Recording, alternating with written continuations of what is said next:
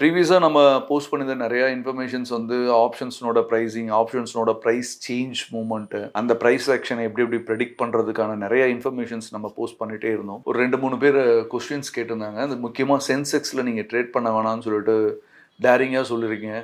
அப்படியே நீங்க ட்ரேட் பண்ணணும்னா நீங்க வந்து ஒரு சூப்பர் ஹீரோ மாதிரி இருந்தா தான் சென்செக்ஸ்ல ட்ரேட் பண்ண முடியும் அப்படின்றத சொல்றீங்க. எப்படி அப்புறம் நெறைய பேர் காமன் பீப்பிள் ட்ரேட் பண்ணிட்டு இருக்காங்களே. ட்ரேட் பண்றவங்கலாம் என்ன முட்டாள்களா அப்படின்னு சொல்லி கேட்குறாங்க. அதுக்கு தனியான ஒரு ஸ்டஃப் வேணும் அப்படின்ட்டு தான் சொல்லியிருக்கேன். ஒரு பிரைஸ் வந்து அந்த 75 ரூபீஸ்ல ட்ரேட் ஆகிட்டு இருக்க ஸ்ட்ரைக்கை 75 ரூபீஸ்ல பை பண்ணிட்டு அது திருப்பியும் 80 to 90 இல்ல 95 போயிடுச்சு அப்படின்னா அந்த 75ல பை பண்ணதுக்கு 95 போறதுக்கு உண்டான பீரியட் ஆஃப் டைம்குள்ளார ஒரு ஸ்டாப் லாஸை போட்டு அந்த ஸ்டாப் லாஸ் இம்ப்ளிமெண்ட் பண்றதுக்கான ஸ்கில் எத்தனை பேத்துக்கு இருக்கு அப்படின்றத கேட்டோம்னா கிடையாது. எல்லாருமே ஒரு ப்ராடக்ட்டை வாங்கிட்டு அதுக்கு கீழே ஸ்டாப் லாஸ் போடுறத பத்தி மட்டும்தான் யோசிச்சுட்டு இருக்காங்க. ஸ்ட்ரைக் வந்து மேலே போகுது அப்படின்னா அந்த மேலே போற டைம்ல 5 to 10 பாயிண்ட்ஸை ப்ரொடெக்ட் பண்ணி ஸ்டாப் லாஸை போடலாம். அது மாதிரிலாம் பண்றது இல்ல. 20 பாயிண்ட்ஸ் கொடுக்குற அந்த டைம்குள்ளார இந்த ஸ்டாப் லாஸ் இம்ப்ளிமெண்ட் பண்றதுக்கான ஸ்கில் நிறைய பேர்கிட்ட இல்லை.